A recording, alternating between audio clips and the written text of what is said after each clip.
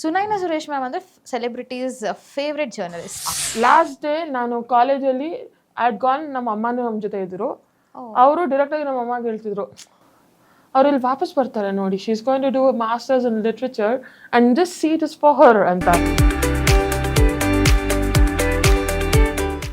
ಅವಾಗಿನ ಜರ್ನಲಿಸಮ್ಗೂ ಮ್ಯಾಮ್ ಇವಾಗಿನ ಜರ್ನಲಿಸಮ್ಗೂ what's a difference we have ma'am? I am getting paid for it, so let me do my job ಅಂತ ನಾನು ಹೇಳಿದೆ. ಬಟ್ ಇವಾಗ this journalism is also change. Journalism ಇವತ್ತು it's creation, content creation.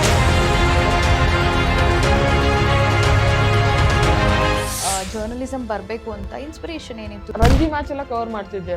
Journalism ಬರಬೇಕು ಅಂತ I really wanted to write about cricket.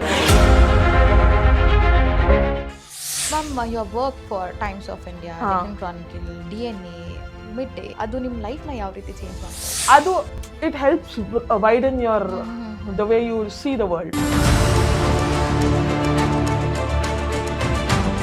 How challenging is this journalism job? ಅದು ನಮ್ಮಂಥ ಹೆಣ್ಮಕ್ಳಿಗೆ. I have work 36 hours straight, so I have done all of that.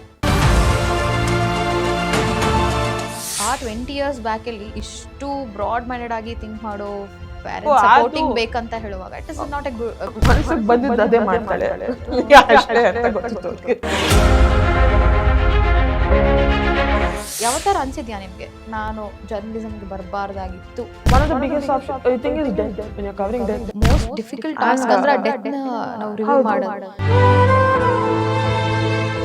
ಯಾವತ್ತಾದ್ರೂ ರಾಜ್ಕುಮಾರ್ ಸರ್ನ, ವಿಷ್ಣು ಸರ್ನ, ಅಂಬರೀಶ್ ಸರ್ನ ನೀವು ಭೇಟಿಯಾಗಿ ಕಮ್ಯುನಿಕೇಶನ್ ಮಾಡಿರೋದು ಉಂಟಾ? ಅಂಬರೀಶ್ ಸರ್ ಆಲ್ಸೋ ಫುಲ್ ಏನಮ್ಮ ಬಂದ್ಯಾ ಅಂತ ಫುಲ್ಲು ಲೈಕ್